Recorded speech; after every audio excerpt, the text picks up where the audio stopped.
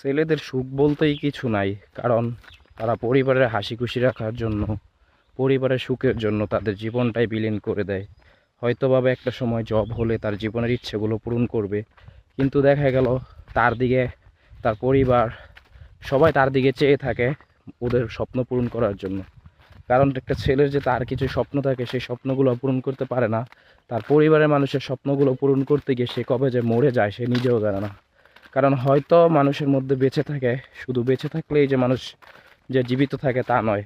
কারণ জীবন শুধু ছেলেদের আছে তাদের পরিবারকে সুখে রাখার জন্য, মানে শুধু নামে জীবন আছে কিন্তু জীবনের যে সুখময় জিনিসটা সেটা প্রতিটা ছেলের নেই। কারণ তাদের জীবন হচ্ছে বন্দি জীবন।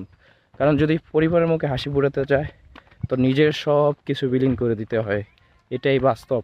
সবার পরিবারের মুখে হাসি ফোটানোর জন্য ছেলেদের হাজারো স্বপ্ন বিসর্জন দিতে হয়।